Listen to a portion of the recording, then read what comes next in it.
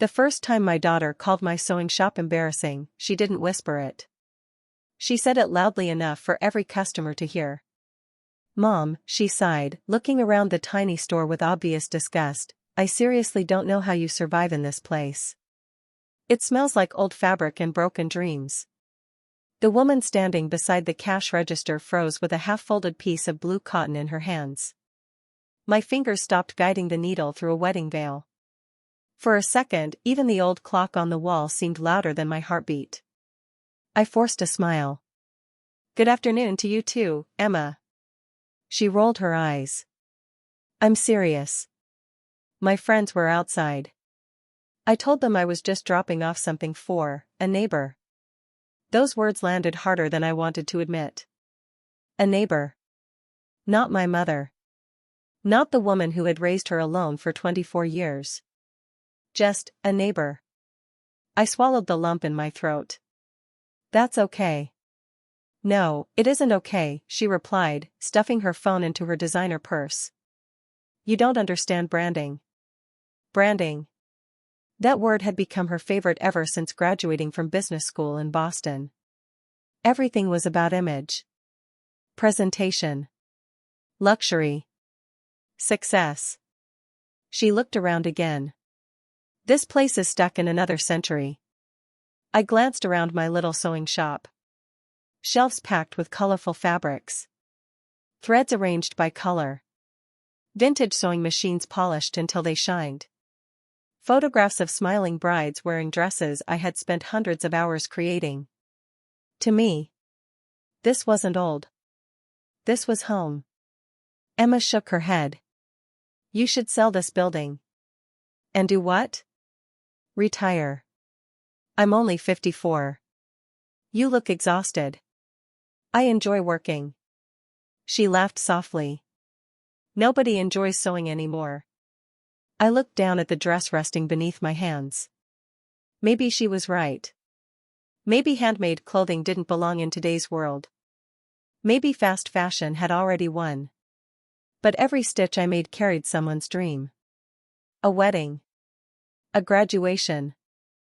A first dance. A second chance. Machines could make clothes. Only people could sew memories into them. The customer quietly walked toward me. "I'll take the blue fabric." Emma sighed dramatically. "Seriously?" The woman smiled kindly.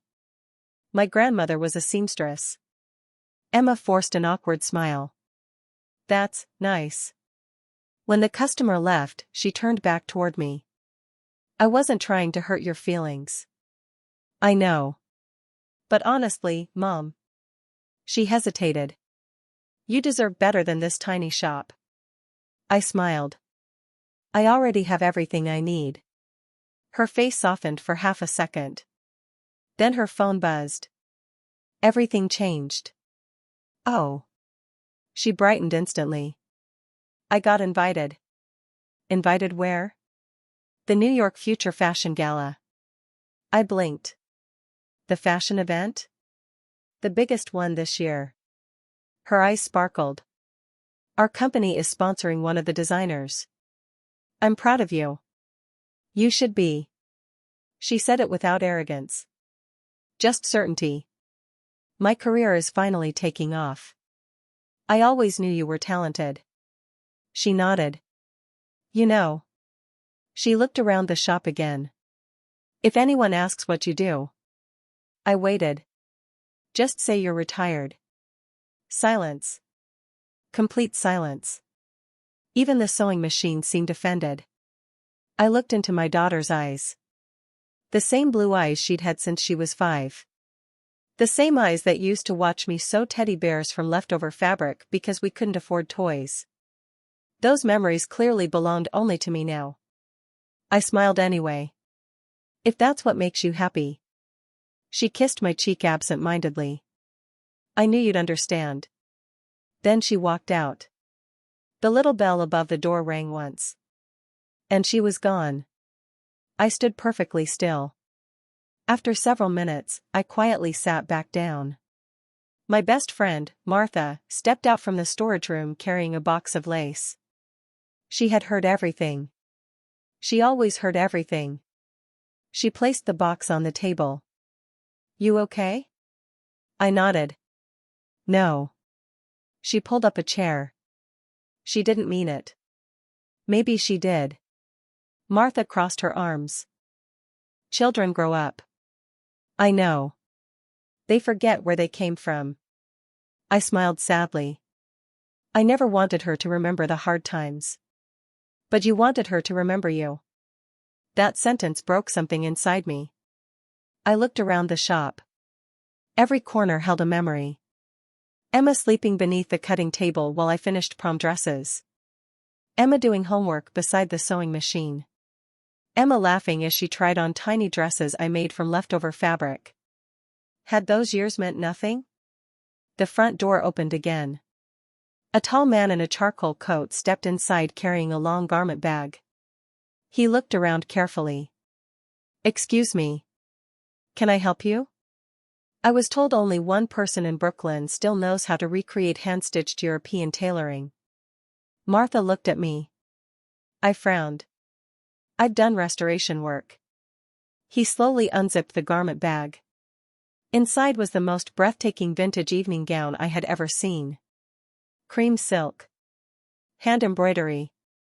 Thousands of tiny pearls. Some stitches were over 70 years old. It's damaged, he said quietly. I need someone who understands craftsmanship. I carefully touched the fabric. Whoever made this dress. They weren't just a tailor. They were an artist. I can restore it. He smiled. I was hoping you'd say that. He handed me a business card. I read the name. Adrienne Laurent. The creative director of one of the most prestigious couture houses in New York. My hands began to shake. Because I knew exactly who he was.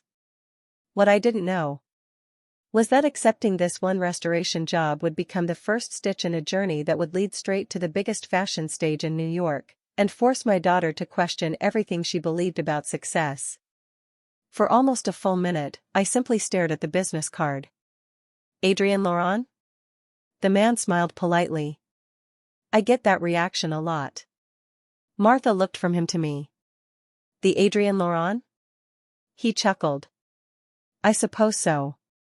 I knew his work. Every serious dressmaker did.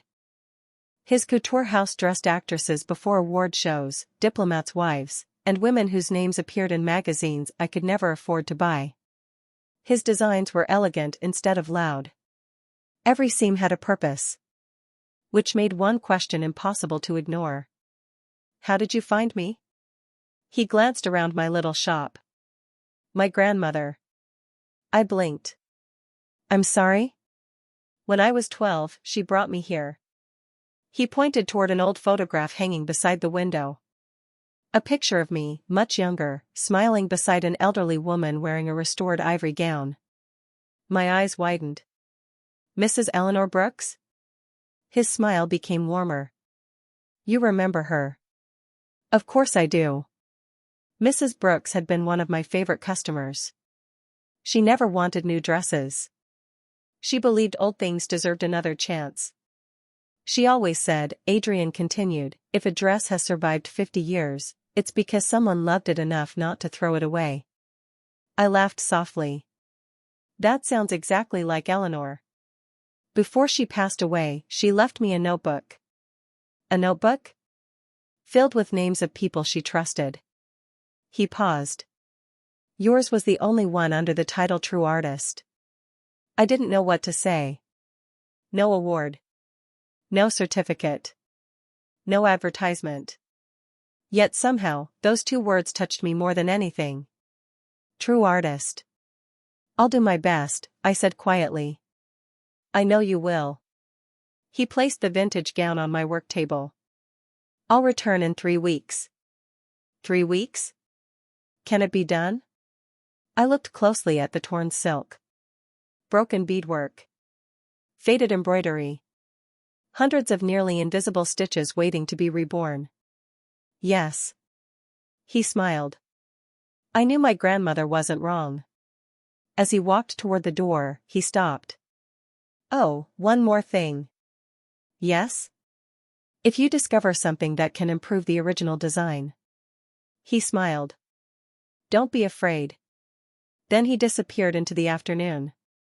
The shop became silent again. Martha stared at me. You realize who that was? I do. And you agreed to restore one of his gowns. I did. She suddenly grabbed both my shoulders. Grace. What? This could change everything. I laughed. I'm restoring a dress, Martha. Not changing my life. She shook her head. No. Her voice became serious. I think those two things might be the same. That evening, after closing the shop, I carefully carried the gown upstairs. My apartment sat above the store. It wasn't fancy. Just two small bedrooms. An old kitchen. A balcony filled with flower pots.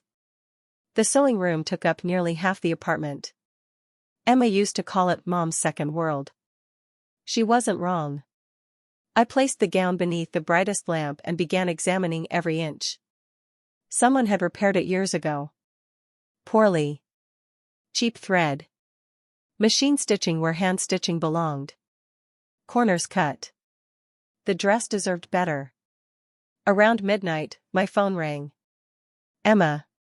I smiled before answering. Hi, sweetheart. Mom, quick question. Of course. You still have Grandma's pearl earrings? I do. I need them. For the gala? Yes. I hesitated. They're family heirlooms. I know. They meant a lot to your grandmother. I'll bring them back. There was another pause. I'll think about it. Oh, come on. They aren't accessories. They're jewelry. They're memories. She sighed loudly. Everything doesn't have to be sentimental. I looked at the vintage gown beneath my hands. Maybe not. But the things made with love usually were. I'll let you know tomorrow. Fine. Before hanging up, she added casually. Oh, and don't come to New York. I frowned. I wasn't planning to. I just mean. She searched for the right words. It's a work event. I understand. I don't want things to get awkward. Awkward. That word hurt even more than embarrassing. I won't interfere.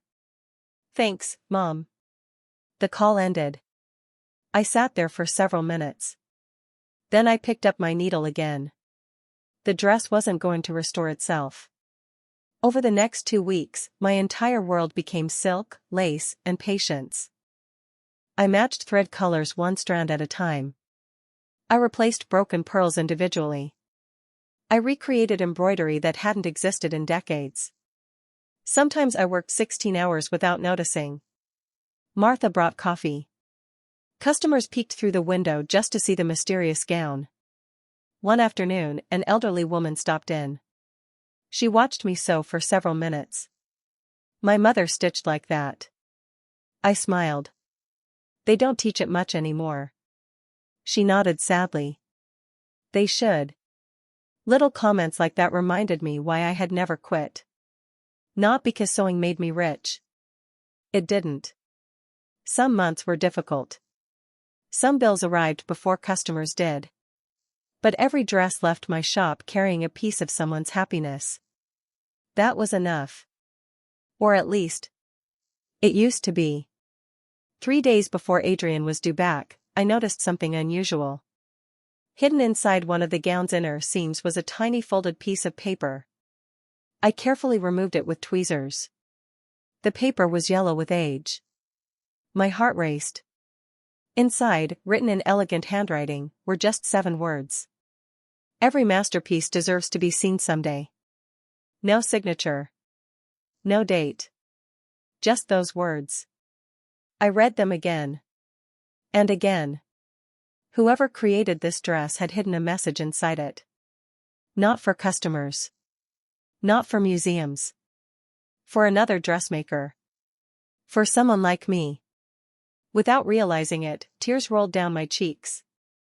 Martha walked in carrying lunch. She saw the note. What happened? I handed it to her. She read it silently. Then she looked at me. Grace. What? I think that message just found the right person. I smiled through my tears.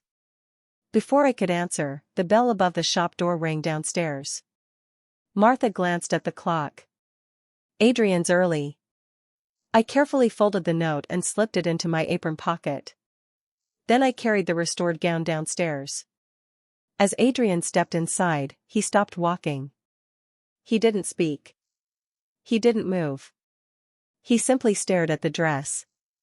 For what felt like forever. Finally, he whispered. My grandmother was right.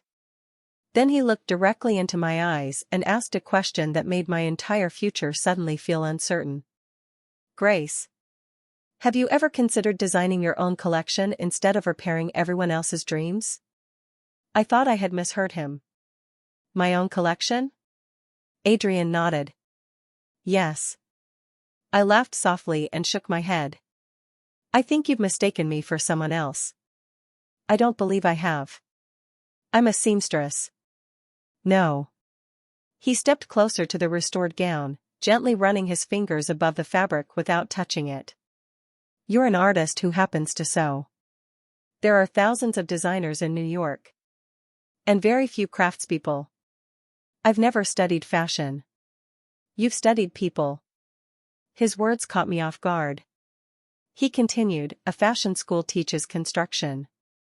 Life teaches emotion. Martha folded her arms and smiled. I've been telling her that for years. I gave her a look. You're not helping. Adrian chuckled. I'm serious. He reached into his briefcase and removed a leather portfolio. Our couture house is preparing a special presentation for the New York Future Fashion Gala. My heart skipped. The same gala Emma had been talking about. We've invited established designers from around the world. He paused. But one runway slot remains empty. Why? The designer withdrew after a family emergency. I nodded sympathetically. We have less than 2 months. And? I want you to fill that slot. The room fell silent. I stared at him. Then I laughed. Not because it was funny. Because it sounded impossible. You can't be serious. I've never been more serious. I've never shown a collection. Then show your first. I don't know anything about the fashion business. I'll teach you. I don't belong in that world. He looked around my shop. You belong anywhere your talent takes you. I opened my mouth to respond, but no words came. For years I had accepted that my place was this little shop in Brooklyn. I wasn't unhappy. I simply believed that chapter of dreaming had ended decades ago. Adrian looked at the family photos on the wall. Were you always a seamstress? No. What was your dream? I smiled faintly. I wanted to become a fashion designer. What happened? I looked at the floor. Life. He waited. My husband left when Emma was 3. Martha quietly walked toward the front counter, giving us privacy. I had a mortgage. A child. No savings. So I started taking alteration jobs. 1 dress became 2. 2 became 20. Eventually I stopped creating. And started surviving. Adrian didn't interrupt. I told myself I'd design again someday. I laughed bitterly. Someday turned into 21 years. He looked at the restored gown again. You never stopped designing. What do you mean? You redesigned every dress that entered this shop. I frowned. Customers asked for repairs. You gave them hope. He pointed to the gown. You didn't just restore this. You improved it. I looked carefully. He was right. The embroidery flowed more naturally. The repaired sections blended perfectly. Without realizing it, I had added small touches that made the dress even stronger than before. I couldn't help myself, I admitted. I know. He smiled. That's exactly why I came. Just then, the front door opened. Emma. She walked inside while talking on her phone. No, the sponsors confirmed everything. She stopped. Her eyes landed on Adrian. Recognition flashed instantly. Oh my goodness. She ended the call. Mr. Laurent? He turned politely. Hello. She looked completely stunned. I'm Emma. I know. You know me? Grace mentioned her daughter. Emma looked from him to me. What are you doing here? He brought a restoration project. She smiled proudly. His company is sponsoring our gala. I know. She turned back to Adrian. Our marketing team is handling several VIP presentations. I'm aware. She looked excited. It's an honor to finally meet you. The pleasure is mine. Her eyes drifted toward the restored gown. Is that? She stepped closer. No way. She stared at the intricate beadwork. You restored this? I nodded. Her expression changed. For the first time in years. She looked genuinely impressed. I've never seen stitching like this. Before I could answer, Adrian did. Neither have I. Emma smiled politely. Well, my mother has always been good with repairs. Adrian looked at her. Repairs? Yes. He shook his head. No. He spoke calmly, but with absolute certainty. Your mother is one of the finest textile artists I've met. Emma laughed awkwardly. I'm sure she's flattered. I'm not flattering her. He turned to me. I've invited Grace to present a couture collection in New York. The smile disappeared from Emma's face. What? I'd like her to create the closing presentation. She looked at me as if waiting for me to explain the joke. I couldn't. Because it wasn't one. You mean? She looked back at Adrian. My mother? Yes. The sewing shop owner? Yes. Emma actually laughed. I'm sorry. She covered her mouth. I thought you meant someone else. Nobody laughed with her. The silence became painfully heavy. Adrian's expression remained calm. Your mother has extraordinary talent. Emma shook her head. She's never even been to Fashion Week. Talent doesn't require an invitation. She looked confused. But. She searched for words. Fashion is different. It is. So. She smiled politely. Wouldn't it be risky? Adrian answered without hesitation. The greatest risk is ignoring true talent. Emma looked at me. You aren't actually considering this, are you? I opened my mouth. Nothing came out. Because the truth was. I didn't know. Could I leave the shop for weeks? Could I compete with world-famous designers? Could I survive public criticism? Most importantly, could I survive failing? Emma stepped closer. Mom. Her voice softened. This isn't your world. I looked into her eyes. The same little girl who once begged me to sew dresses for her dolls. When had she started believing dreams came with age limits? Adrian handed me a folder. Inside are the details. I don't need an answer today. He smiled. But don't take too long. After he left, Emma remained silent until the door closed. Then she turned to me. You can't actually think this is a good idea. Why not? Because you'll get embarrassed. The irony almost made me smile. She continued. Those designers are celebrities. I know. They'll eat you alive.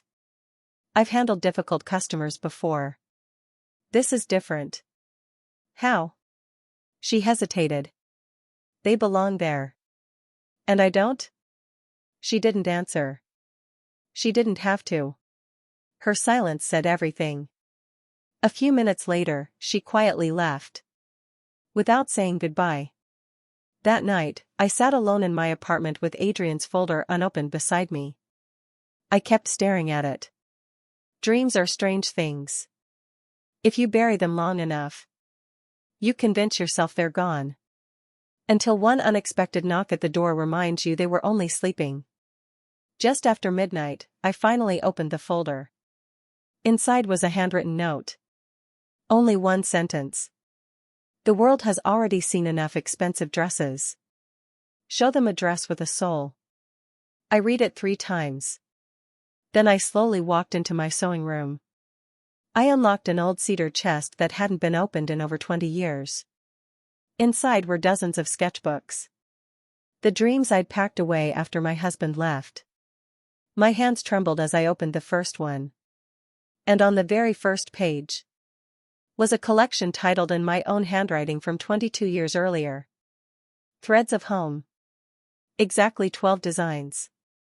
Exactly enough for a runway collection. I stared at the faded sketches in disbelief. Then I whispered to the empty room. Maybe, someday has finally arrived. I didn't sleep that night. Instead, I sat on the floor with my old sketchbook spread around me like pieces of another life. Each page smelled faintly of cedar and old paper. There were coffee stains on the corners. Tiny notes scribbled in the margins. Fabric samples taped beside rough drawings. 22 years ago, I had dreamed in pencil. Now those dreams were staring back at me. I turned another page. A flowing ivory gown inspired by fresh snowfall. A deep emerald evening dress with hand-embroidered vines. A midnight blue coat lined with silver stitching that looked like stars. Each design carried a memory. Not of celebrities. Not of fashion magazines. But of ordinary people. A mother dancing with her son at his wedding. A grandmother hugging her granddaughter. A young woman walking into her first job interview, finally believing in herself. I had never wanted to design clothes that people admired. I wanted to create clothes that people remembered wearing. I smiled sadly. Somewhere along the way, I had forgotten that. The next morning, Martha walked into the shop carrying 2 coffees. She took one look at my face and laughed. You didn't sleep. Is it that obvious? You've got the eyes of someone arguing with herself all night. I handed her one of the sketchbooks. She flipped through the pages. At first she smiled.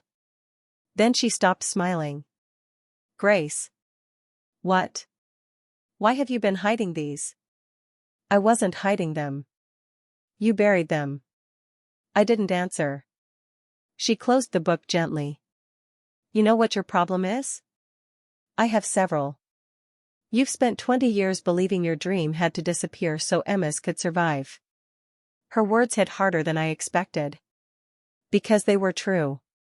Every extra hour. Every custom wedding dress. Every late-night alteration. Every holiday I worked instead of resting. It had all been for Emma. And I would do it again. Without hesitation. But somewhere in the middle of loving my daughter, I had quietly stopped loving myself. The shop door opened.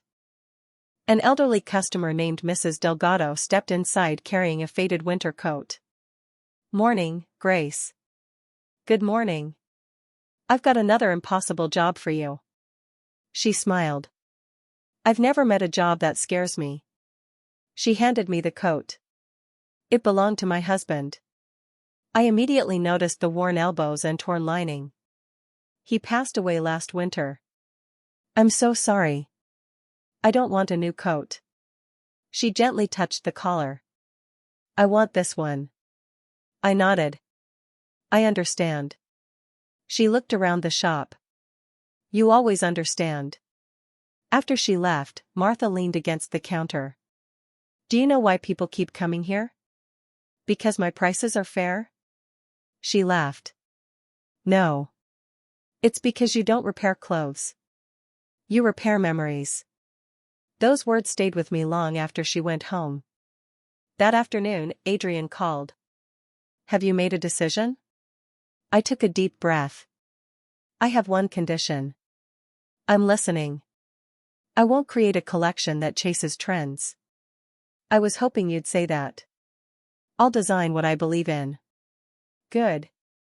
No feathers for attention. No impossible shapes. No dresses nobody could imagine wearing. He laughed. Grace. Yes? That's exactly why I chose you. I closed my eyes. Then, yes. There was silence. Then I heard genuine happiness in his voice. Welcome to New York. When we hung up, I stood motionless. Then I did something I hadn't done in over 20 years. I cried. Not because I was afraid. Because I finally admitted to myself that I was hopeful. Hope can be terrifying. Especially after you've lived without it. Over the following weeks, my life changed completely. The sewing shop remained open, but every free moment belonged to the collection. Adrian rented me a small studio in Manhattan. The first time I walked inside, I almost turned around. Bright lights. Massive cutting tables. Industrial machines. Shelves filled with fabrics I had only seen in magazines. Silk from Italy. Lace from France. Cashmere from Scotland. It felt like another universe. Several young assistants looked up as I entered. One whispered, "Is that her?" Another quietly replied, "She owns a little repair shop." I pretended not to hear. Adrian introduced everyone. "This is Grace Carter. She'll be leading Collection 12. Some smiled warmly. Others looked confused. One designer, a woman named Vanessa Blake, barely looked at me before returning to her sketches. She was famous. Confident. Elegant. Everything I wasn't. As everyone returned to work, she walked over. "I've heard about you. I'm not sure that's a good thing." She smiled politely. "It depends." She glanced at my sketchbook. "So. You repair old clothes?" "Sometimes. And now you're presenting couture." "I suppose I am." She folded her arms. "Interesting promotion." There was no kindness in her voice. Only doubt. Before I could respond, Adrian appeared. "Vanessa." She looked at him. "Yes?" "I expect professionalism from everyone here." "Of course." She smiled sweetly. "I was simply welcoming our newest designer." She walked away. I quietly opened my sketchbook. Maybe Emma had been right. Maybe I didn't belong here. Then I remembered Mrs. Delgado's coat. The wedding veils. The prom dresses. The little flower girl dresses I'd sewn for children who were now adults. No. I belonged anywhere honest work belonged. The following days became a blur of fabric and deadlines. I personally stitched every sample. Refused shortcuts. Rejected machine embroidery whenever hand stitching created more feeling. My assistants complained. "It'll take forever. Then we'll stay longer. No one will notice." I smiled. The right person will. Slowly, something unexpected happened. The assistants stopped complaining. Instead, they started watching. One evening, a young intern named Lily sat beside me. "Can you teach me that stitch?" I looked up. "This one?" She nodded eagerly. "My grandmother used to sew." I never learned. I handed her a needle. "Then let's fix that." By the end of the week, 4 interns were staying after hours just to learn techniques that most fashion schools no longer taught. Even Vanessa occasionally glanced toward our tables. Not with admiration. With concern. One rainy afternoon, Adrian gathered everyone. "We'll have an internal preview next Friday." My stomach tightened. Every designer would present one completed look. Vanessa smiled confidently. She already had 3. I had one. One dress. But every stitch was mine. Every bead sewn by hand. Every seam carrying a story. Friday arrived faster than I expected. The room filled with executives, stylists, photographers, and sponsors. Including Emma. She walked in wearing a tailored white suit with her company badge clipped neatly to her jacket. She hadn't known I would be there. Our eyes met across the room. Shock spread across her face. Then embarrassment. Then something else. Fear. She hurried toward me. Mom? What are you doing here? Before I could answer, Adrian stepped onto the small presentation stage. He smiled at the audience. Ladies and gentlemen. Today I'd like to introduce the newest designer in our upcoming New York Fashion Gala. He turned toward me. Grace Carter. The room erupted into polite applause. Emma stood frozen beside me. Her face had gone completely pale. And as every executive in the room turned to look at the woman she had once introduced as just the owner of a little sewing shop, I realized this was only the beginning of the storm neither of us was prepared to face. The applause faded. I wished my heartbeat would. Every pair of eyes in the room seemed fixed on me. Some were warm. Some were curious. Others were quietly skeptical. I understood why. Most of the designers standing around me had international awards, famous clients, and glossy magazine covers. I had a measuring tape hanging out of my apron pocket. Adrian smiled. Grace, would you like to tell us about your first look? I swallowed. Public speaking had never frightened me. But speaking about my dreams? That was different. I stepped forward. A model walked onto the platform wearing my first design. The room became still. It wasn't the flashiest dress. There were no towering feathers. No glitter exploding under the lights. It was a soft ivory gown with delicate hand embroidery climbing gently from the hem to the shoulders like wildflowers growing after winter. The sleeves were simple. The silhouette timeless. Every stitch had been sewn by hand. I looked around the room. When I was a little girl, my mother used to mend clothes for our neighbors. A few people leaned in. She always told me that people don't throw away things they truly love.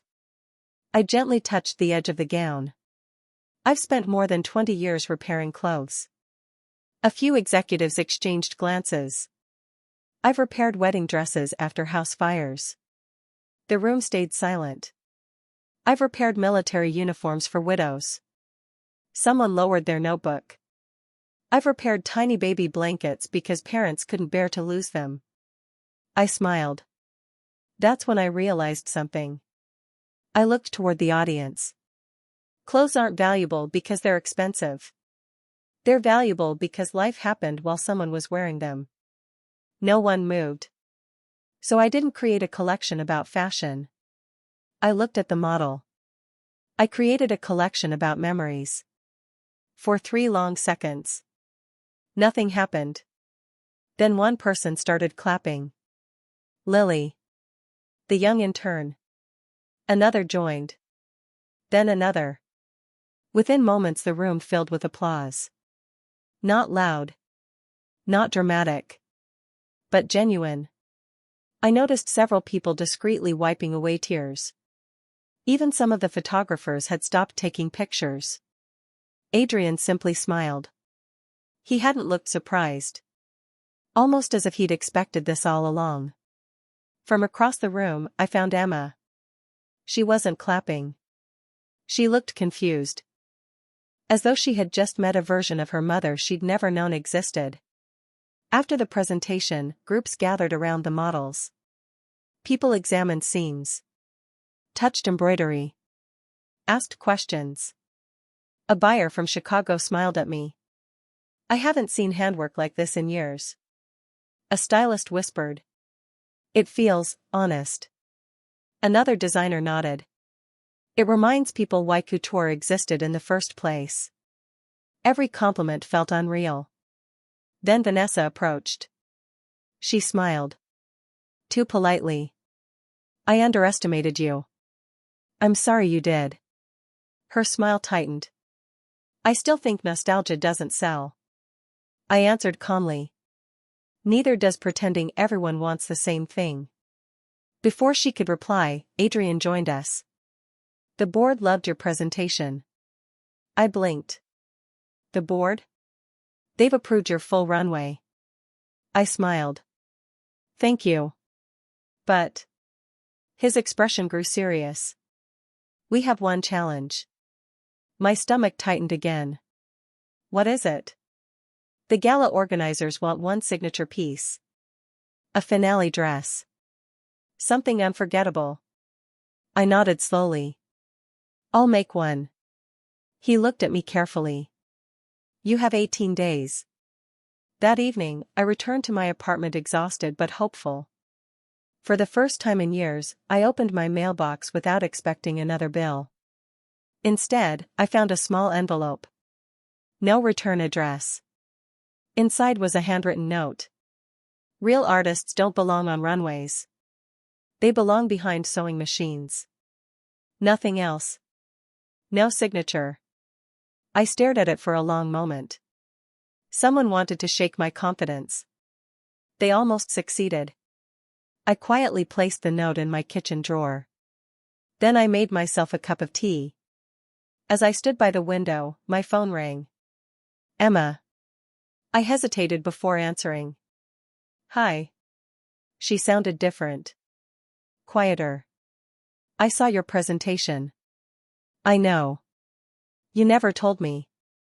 I didn't know how. There was a long silence. Finally she asked. Did you really design all those dresses? I smiled sadly. Yes. When? Years ago. You never showed me. I tried. She frowned. What do you mean? You were 9. I made a tiny version of one of the gowns for your birthday. Silence. You wore it once. I don't remember. I know. Another pause. Then she whispered. I thought you just copied old patterns. That sentence hurt. Not because she meant to be cruel. Because she believed it. I never copied anyone. I know that now. Her voice trembled.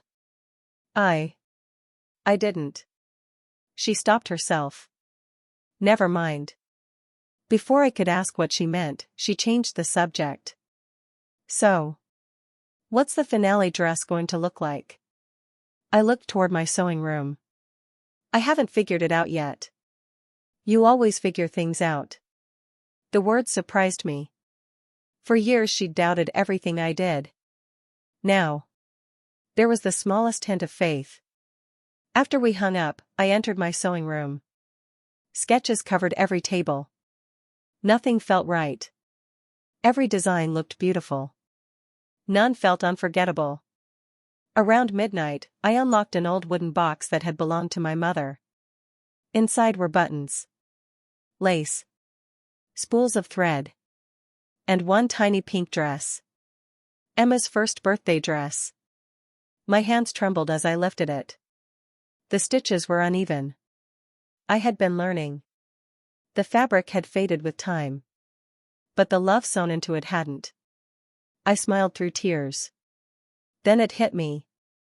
The finale dress wasn't supposed to represent fashion. It was supposed to represent motherhood. Sacrifice. Hope. The invisible threads connecting generations.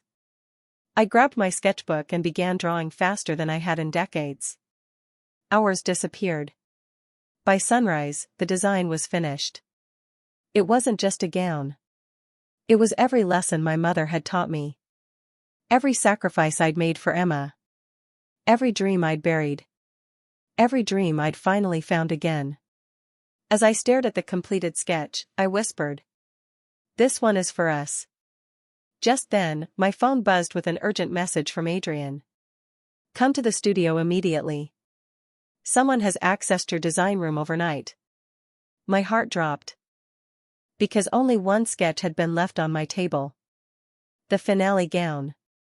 And suddenly, I wasn't sure it would still be there when I arrived. The drive into Manhattan felt longer than it ever had. Every red light seemed to last forever. I gripped the steering wheel so tightly my knuckles turned white. My mind raced through every possibility. Had someone stolen the sketch? Photographed it? Destroyed it?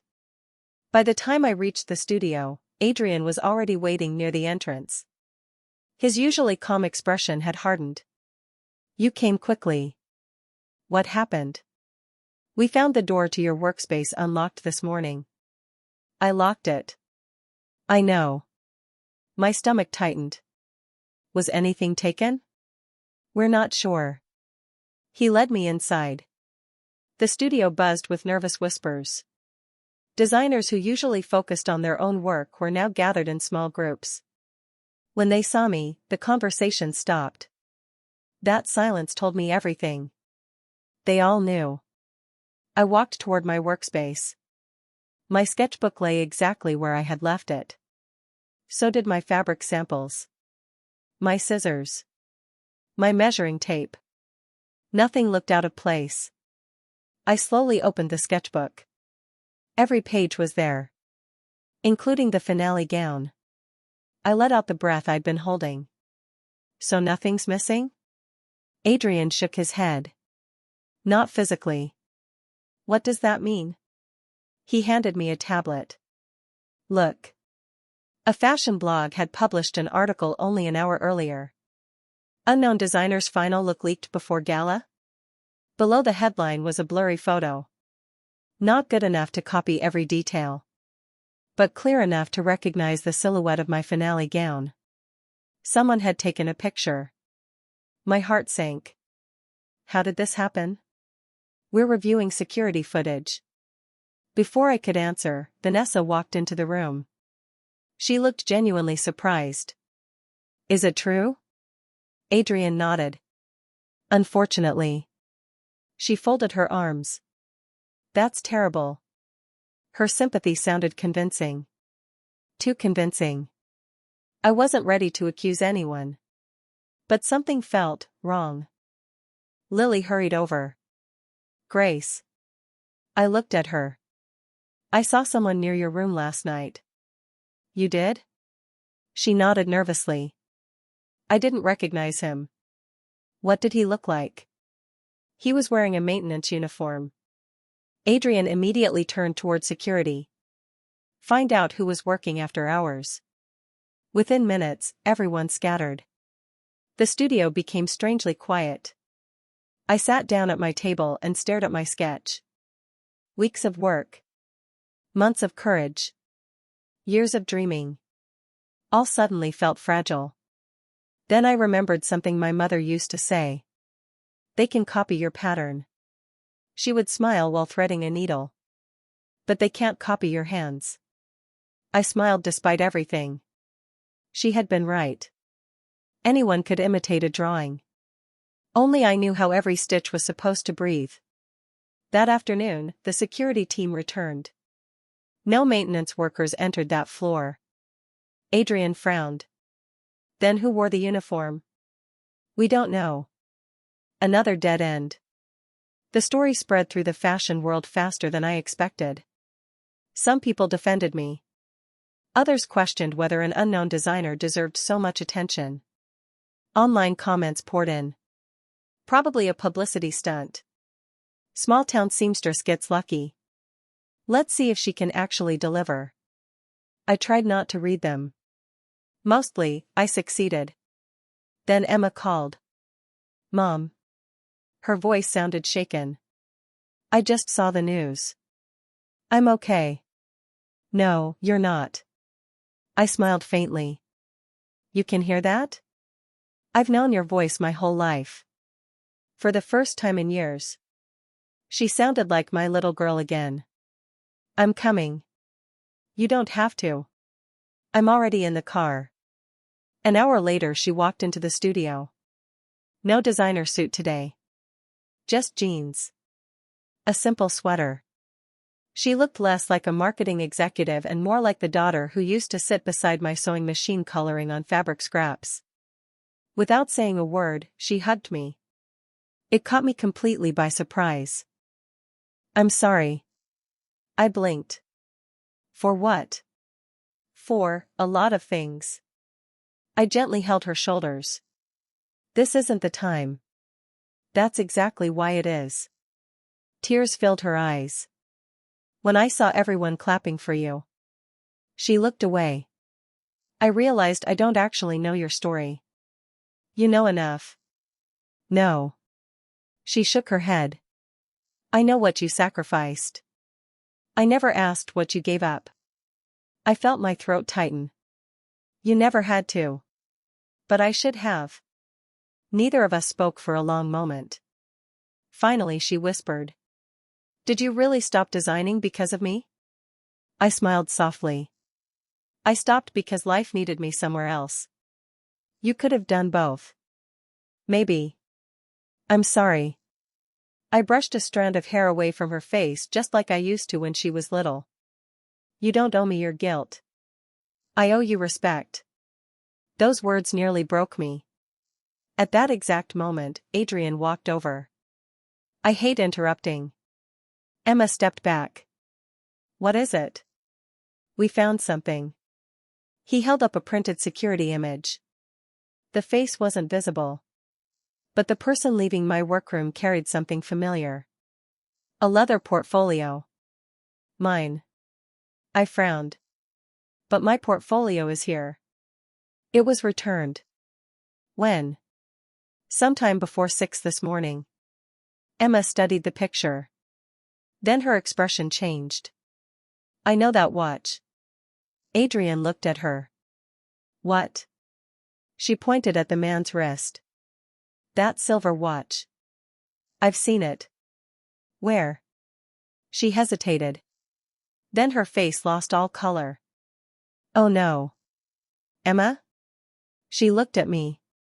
"I think." Her voice trembled. "I think I know who leaked your design." The room went completely silent. "Who?" She closed her eyes. "My boss." I stared at her. "The head of our marketing division." "Are you sure?" "I saw that watch yesterday. He never takes it off." Adrian's expression darkened. "But why would he do that?" Emma swallowed hard. "Because."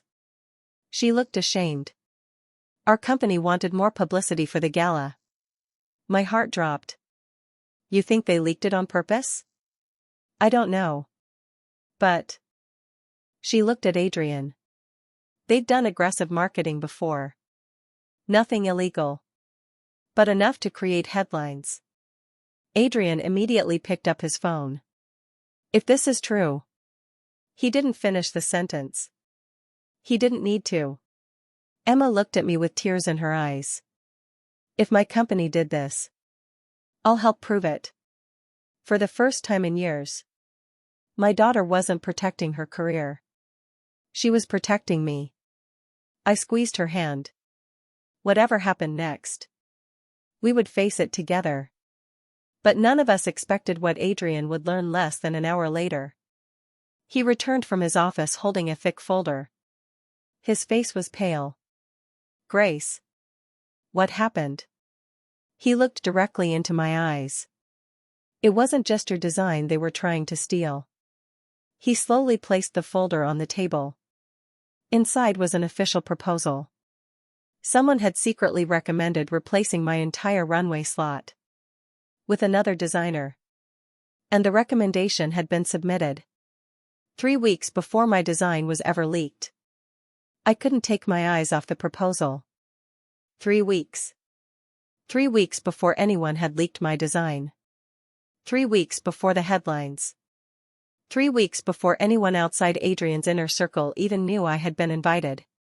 Someone had wanted me gone from the beginning. Emma slowly picked up the document. At the bottom was a signature. Not a full signature. Just initials. VB.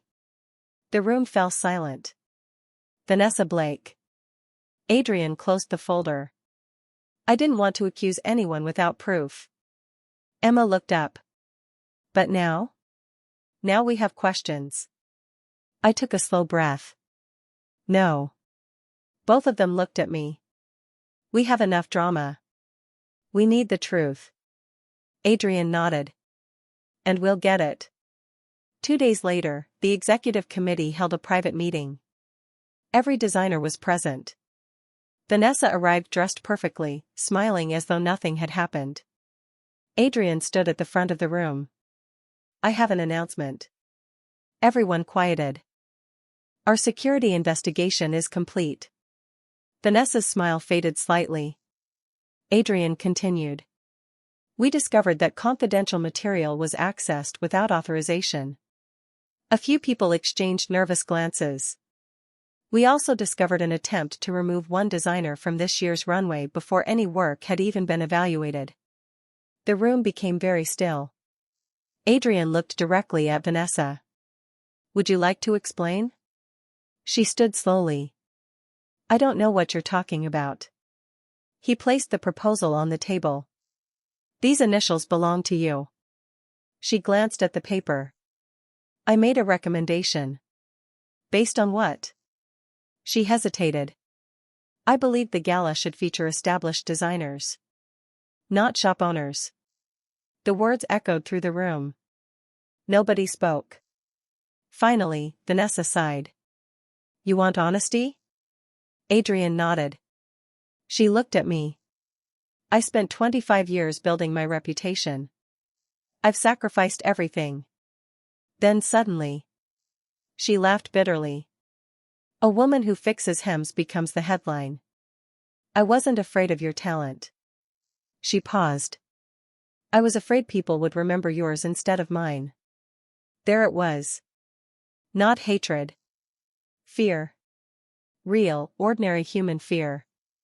I looked at her quietly. I never wanted your place. I know that now. She lowered her eyes. The photo wasn't my idea. Everyone looked at her. My recommendation was.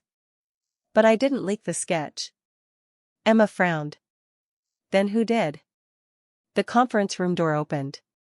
My daughter's marketing director walked inside accompanied by 2 members of the gala committee. He looked exhausted. I did. Emma stared at him. Michael? He nodded. It was supposed to create attention. Nothing more. I never imagined it would become this. Adrian's voice was calm. You used someone's work without permission. Michael lowered his head. Yes. You tried to manufacture publicity. Yes. You damaged the reputation of both the gala and the designer. Yes. The committee chair spoke. Your company has been removed as a sponsor. Michael closed his eyes. I understand. Emma stood perfectly still. She had admired this man for years. Now she watched his career collapse because he had valued headlines over honesty. As the meeting ended, Vanessa walked toward me. I don't expect forgiveness. I smiled gently. Good. She looked surprised. Because forgiveness isn't something people deserve. She frowned. It's something people choose. She blinked rapidly. I'm sorry, Grace. I believe you. She extended her hand. Instead. I hugged her. She stiffened. Then quietly cried into my shoulder. Sometimes the people who hurt us are carrying wounds we never see. 3 nights later, the New York Future Fashion Gala finally arrived. Backstage buzzed with nervous excitement. Models hurried between mirrors. Stylists adjusted collars. Photographers shouted instructions. I stood alone beside my finale gown. It hung beneath a soft light. Simple. Elegant. Alive. Emma walked over. She was wearing Grandma's pearl earrings. I smiled. You kept your promise. She touched them gently. I almost didn't deserve to. You always did. Her eyes filled with tears. I have something for you. She handed me a small wrapped box. Inside was an old wooden sign. Freshly restored. The faded paint had been carefully repaired. Across the front were the words that had hung above my shop for more than 20 years. Grace's Sewing Shop. But beneath them, someone had added a second line in beautiful gold lettering. Where memories are stitched by hand. I covered my mouth. You did this? Emma nodded. I was ashamed of that sign. She smiled through tears. Now I think it's the most beautiful brand I've ever seen.